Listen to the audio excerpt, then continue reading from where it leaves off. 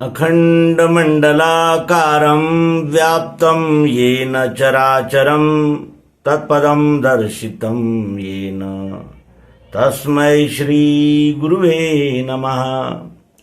अज्ञानान्धस्य लोकस्य ज्ञानाञ्जनशलाकया चक्षुरुन्मीलितं येन तस्मै श्रीगुरुवे नमः। अध्यात्म विश्व विज्ञान यूट्यूब चैनल पर उपस्थित अपने प्रिय मित्रों का हार्दिक स्वागत करते हैं और साथ ही ये निवेदन करते हैं कि वे इस अंक को अवश्य ही ध्यान से सुनें। ये समस्या सबकी है। सभी अपने अपने मतों, पंथों, ग्रंथों, संप्रदायों का अभिमान लेकर ही परमात्मा दर्शन को जा रहे हैं सभी। और ये पंथ का, मत का, विचारों का, आचारों का, उपासना पद्धतियों का अभिमान तब तक विरल नहीं हो सकता, तब तक इसका समापन नहीं हो सकता जब तक हम विराट विश्वरूप परमात्मा का दर्शन नहीं कर लेते। एक नाला भी, एक सरोवर भी, एक तालाब भी, एक नदियां भी और एक सागर भी, कोई भी अपने आप को पूर्ण ही समझता है, लेकिन वो पूर्ण नहीं है। सागर भी पूर्ण नहीं है। ऐसे सप्त सागर है जो एक से बढ़कर एक है, एक से बढ़कर एक विशाल, विराट और जिसे कहा जाएगा कि महान। नदियों में भी छोटी से छोटी नदी से लेकर बड़ी से बड़ी नदी गंगा, ब्रह्मपुत्रा, सिंधु सभी अपने को संपूर्ण मानते हैं, लेकिन क्या वास्तव में वो संपूर्ण है? आकाश से जब तक बरसात नहीं होती तब तक वो केवल एक खड्डा ही है। जब बारिश होगी तब वे नदी, नाले, सरोवर कहलाएंगे, तब तक नहीं। वो भी किसी पर आश्रित है, लेकिन अहंकारवश सब अपने आप को पूर्ण ही मानते हैं। बूंद भी अपने को पूर्ण ही मानती है, लेकिन वो ये भूल जाती है कि वो जिस स्रोत से आई है वो पूर्ण है। पूर्ण से ही पूर्ण का उदय होता है। बूंद भी पूर्ण ही है, लेकिन वो यदि ये विवेक छोड़ दे कि मैं अंश हूं, उस पूर्ण का अंश हूं जो अभी भी पूर्ण है और इसके अनंतर भी पूर्ण ही रहेगा। बर्फ जब जल हूं ये भूल जाती है तो अपने आप को संपूर्ण मानने लगती है। क्या वो संपूर्ण है? और क्या वो बर्फ ठोस है, ढेला है? नहीं, जल ने उस ढेले का आकार धारण किया है। वास्तव में वो जल ही है। उस ढेले का यह अभिमान धारण कर लेना कि मैं ढेला हूं और जल से अलग हूं, है न विक्षिप्तता। इसी प्रकार की विक्षिप्तता आज हमारे यानी इस मानव जगत में, संपूर्ण विश्व में, मानवता में प्रसारित हो गई है, फैल गई है। और कोई भी ये मानने को तैयार नहीं है कि हम अंशी है। सब अपने आप को अंश मानकर ये अलग है, वो अलग है, वो अलग है, ये दूसरा है, ये पराया है, इस प्रकार मानकर लड़ाइयां कर रहे हैं। इसी का परिणाम विभिन्न युद्धों, हिंसाचारों, बलात्कारों, शोषण, परपीड़न और उद्विग्नता, क्रोध, विध्वंस के रूप में हमें दिख रहा है। और ये आज से ही नहीं है, ये तब से है जब से मानव ने मैं कौन इस दिशा में प्रवास करना शुरू कर दिया। फिर उसे संत मिले, महात्मा मिले, सब मिले और सबने जितना कहा उन्होंने उतना ही संपूर्ण है ऐसा कहा और अपना अपना एक झंडा, एक संप्रदाय बना लिया। और अभी भी वो अपने अहंकार को त्यागने के लिए तैयार नहीं है। और ईश्वर और हमारे बीच केवल अहंकार का ही पर्दा है। घूंघट का पट खोल रे, तुहे पिया मिलेंगे। पिया को देखने के लिए ये अहंकार का घूंघट खोलना अनिवार्य है। जब तक ये जीव अहंकार का घूंघट नहीं खोलता तब तक वो उस विराट परमात्मा को, अपने प्रियतम को नहीं देख सकता, नहीं जान सकता, नहीं मिल सकता। और जब तक पिया से मिलन न हो तब तक वो प्रीति अधूरी ही है। क्योंकि जब प्रीतम से मुलाकात होगी, जब उससे बात होगी, जब उससे मिलन होगा, तभी हमारा यानी समाधान होगा, हमें शांति मिलेगी, हमें तृप्ति मिलेगी। और ये जन्म जन्मांतरों से उसकी खोज में चल रही भटकन समाप्त हो जाएगी। कागा सब कुछ खाइयो, चुन चुन खाइयो मांस, दो नैना मत खाइयो, मोहे पिया मिलन की आस। इस पिया मिलन की आस को लेके ये जीव रूपी दुल्हन उद्भिद से जारस तक प्रवास करती आई है। और अब जारज खाने के सर्वश्रेष्ठ देह, मानव देह में उपस्थित होने पर भी अहंकार का पर्दा, अहंकार का आवरण लेकर हम सब जी रहे हैं। ब्रह्म सत्य जगन मिथ्या, ब्रह्म सत्य जगन मिथ्या, इस बोध को लेकर कोई इस परमात्मा को, विराट को, विश्वरूप को शून्य मान रहे हैं। तो क्या शून्य से कुछ निर्माण हो सकता है? शून्य को यदि 10 होना है तो उसके आगे 1 लगाना होगा। क्योंकि अब शून्य में कुछ मिलाया नहीं जा सकता, कुछ निकाला नहीं जा सकता। शून्य और पूर्ण, ये विवाद अनंत काल से चला रहा है। शून्यवादी कहते हैं ब्रह्म सत्य जगन मिथ्या। लेकिन ये जगत क्या है, इसका स्वरूप क्या है, ये कैसे निर्माण हुआ, इसका ये जो उत्पत्ति स्थिति लय, ये जो चक्र चल रहा है, ये कैसे चल रहा है, इसके पीछे कौन सी शक्ति है, ये नहीं जानते और कहते हैं ब्रह्म सत्य जगन मिथ्या। अगर जगन मिथ्या है तो ब्रह्म सत्य नहीं हो सकता। क्योंकि सत्य का तो प्रत्यक्ष यथार्थ साक्षात्कार होना चाहिए, मुलाकात होनी चाहिए, दर्शन होना चाहिए, व्यवहार होना चाहिए। और मिथ्या तो है ही नहीं। मिथ्या का अर्थ है झूठा, भास। और भास होता है, उसका प्रत्यक्ष अनुभव नहीं आ सकता, इसीलिए उसे भास कहते हैं।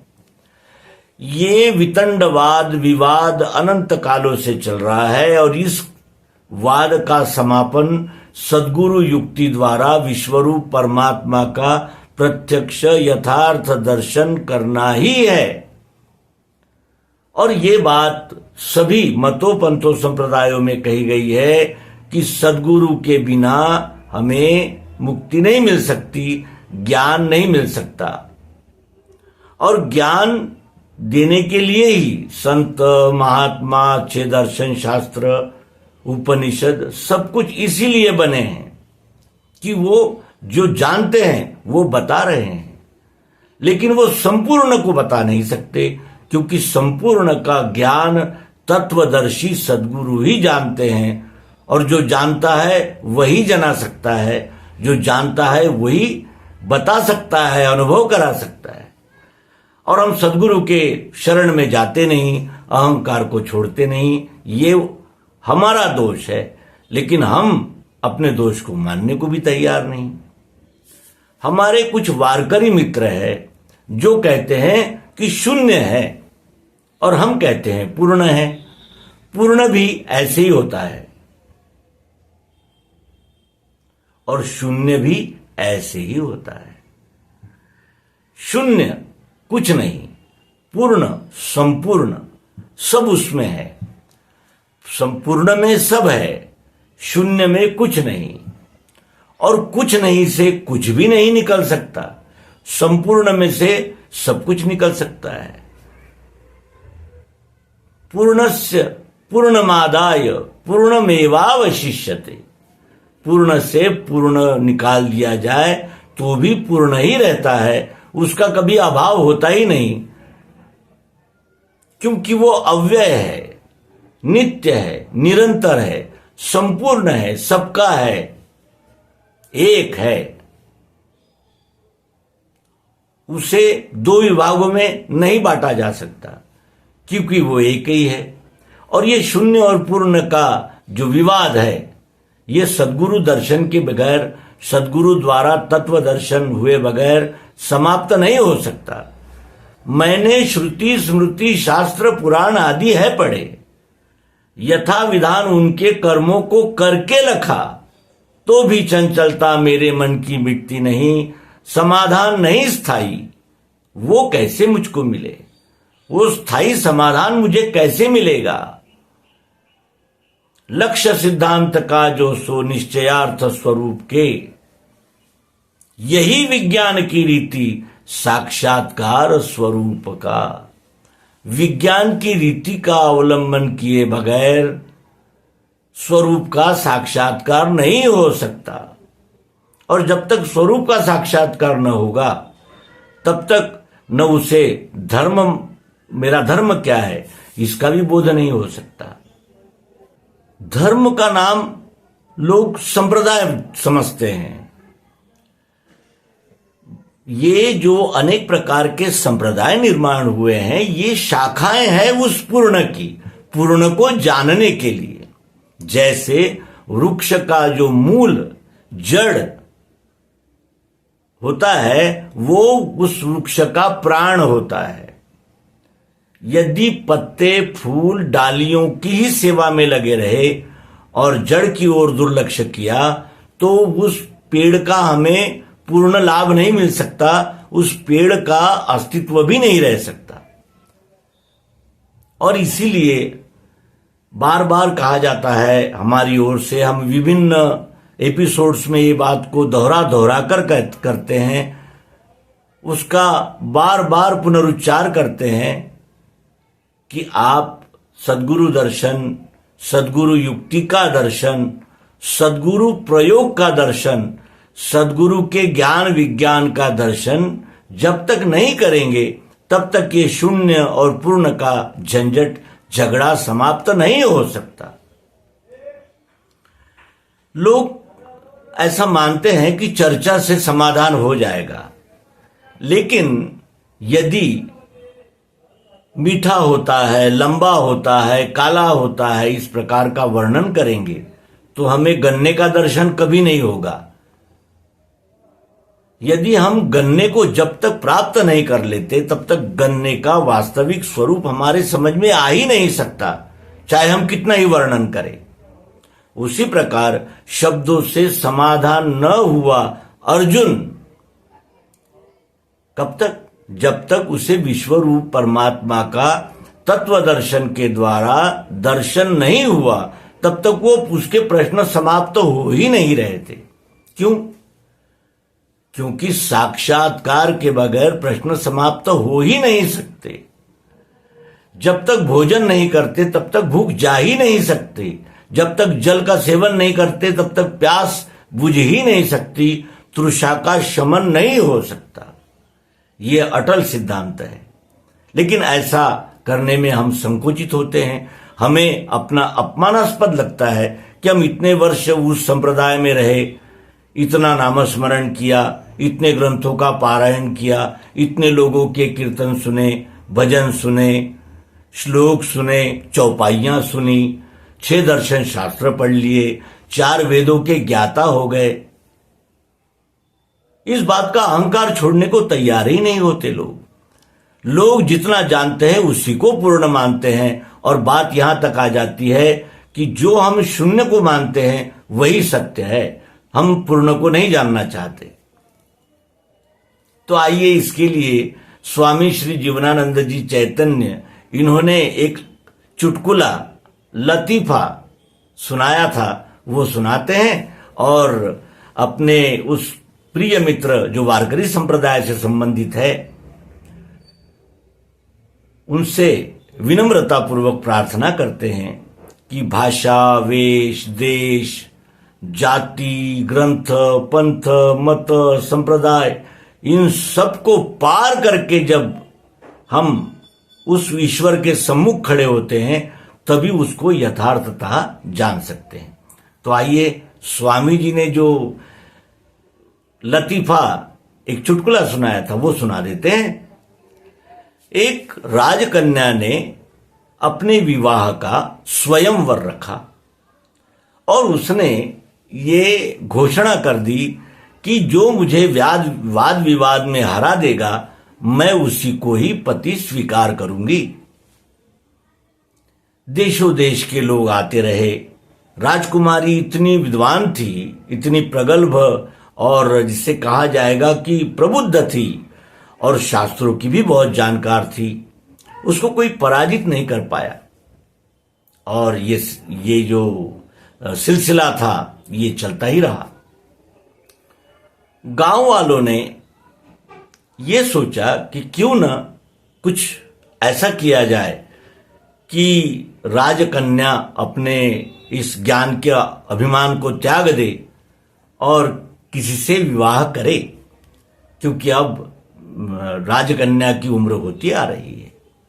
और इस दृष्टि से उन्होंने एक किसान के बेटे को, जो बड़ा सुंदर था देखने में और तंदुरुस्त था, उसको बहुत कीमती ऐसे वस्त्र पहनाए और उसके कान में कुछ मंत्र दिया और उसको वाद विवाद के लिए राजकन्या के पास लेकर गए। राजकन्या के साथ उसका वाद विवाद शुरू हुआ। राजकन्या ने पूछा कि ये क्या है, ये कैसा है, आप बताइए। तो वो जो युवा आया था उसने कहा कि हम नहीं जानते। तो राजकन्या ने बताना शुरू किया कि ये ऐसा है, इस तरह से बनता है, इसका ये स्वरूप है। तो उस ग्रामीण युवक ने कहा कि हम नहीं मानते, हम नहीं जानते और हम नहीं मानते। तो गांव वालों ने भी यही कहा कि आपसे ये दो बातें अधिक जानता है, ये न मानता है न जानता है, न जानता है कोई बताता है तो मानता नहीं, और जानता नहीं इसलिए कि ये किसी की सुनता नहीं, सुनता भी नहीं, मानता भी नहीं और जानता भी नहीं। तो इस प्रकार की आढ़्यता और अभिमान, क्षुद्रता छोड़ देनी चाहिए। यदि हमें विराट में विलीन होना है तो हमें भी विराट में विलीन होने के लिए अपनी क्षुद्रता को त्यागना होगा। नाला अपनी क्षुद्रता को त्याग कर नदी में विसर्जित होता है तो उसका नालापन समाप्त हो जाता है।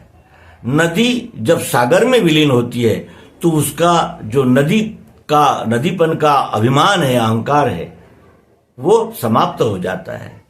और ऐसी कितनी नदियां उस सागर में समाहित हो जाती है, लेकिन वो तभी समाहित होती है जब वो अपने नदीपन का अभिमान त्याग देती है।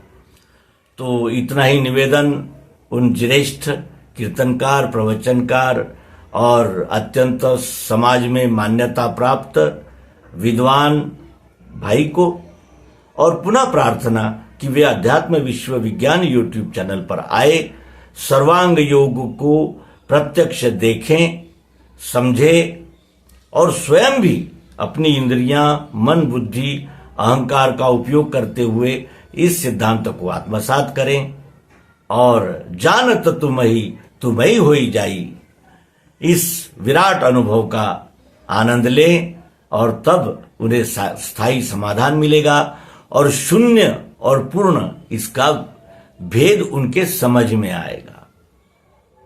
शून्य जो कुछ नहीं, संपूर्ण जो सब कुछ है, उसी में सब हुआ है, उसी में सब होता है और वो जैसा है वैसा ही रहता है। इसका रहस्योद्घाटन सर्वांग योग उपदेश में प्राप्त होता है।